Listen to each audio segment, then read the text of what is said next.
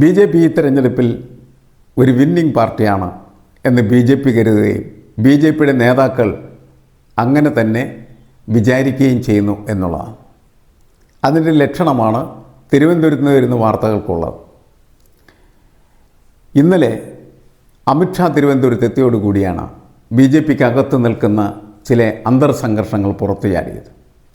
വട്ടിയൂർക്കാവ് തീർച്ചയായിട്ടും BJP പിടിച്ചിരിക്കും എന്നാണ് തിരുവനന്തപുരത്തുള്ള BJPയുടെ നേതൃത്വവും അണികളും വിശ്വസിക്കുന്നത്. അതിന് ഏറ്റവും ഉത്തമയായിട്ടുള്ള സ്ഥാനാർത്ഥി ശ്രീലേഖയാണ് എന്നും അവർ കണ്ടെത്തിക്കഴിഞ്ഞിരിക്കുന്നു എന്നുള്ളതാണ്. ഇനി ഒരു ചെറിയ സംശയം മാത്രം നിൽക്കുന്നത് വിഴിഞ്ഞത്തെ തിരഞ്ഞെടുപ്പ് ഫലം എന്തായിരിക്കും എന്ന് നോക്കിയിട്ടായിരിക്കും. വിഴിഞ്ഞത്ത് BJP ജയിച്ചാൽ ശ്രീലേഖ മത്സരിപ്പിക്കാനായിട്ട് വിടുമോ എന്നുള്ള കാര്യത്തിൽ സംശയിക്കുന്ന ഒരാളാണ് ഞാൻ. കാരണം വിഴിഞ്ഞത്ത് BJP ജയിച്ചാൽ 51 സീറ്റോടുകൂടി സമ്പൂർണ്ണ മെജോറിറ്റിയുള്ള ഒരു പാർട്ടിയായിട്ട് തിരുവനന്തപുരം കോർപ്പറേഷൻ ഭരിക്കാനായിട്ട് BJP കഴിയും.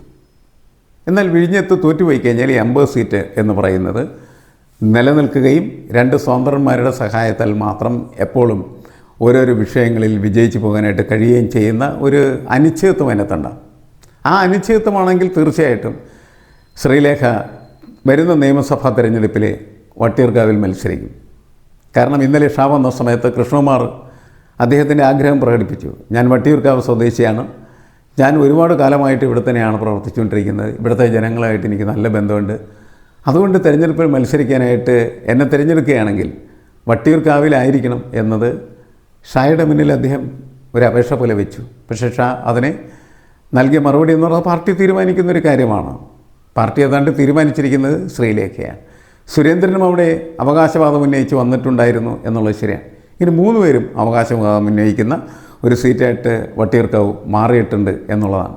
എന്തുകൊണ്ട് അങ്ങനെ എന്ന് ചോദിച്ചാൽ അതിൻ്റെ ഉത്തരം കേരളത്തിലെ നിയമസഭാ തിരഞ്ഞെടുപ്പിൽ വിജയിക്കുന്ന ഒരു പാർട്ടിയായിട്ട് BJPയുടെ പ്രവർത്തകരും നേതാക്കന്മാരും കാണുന്നു എന്നുള്ളതാണ്.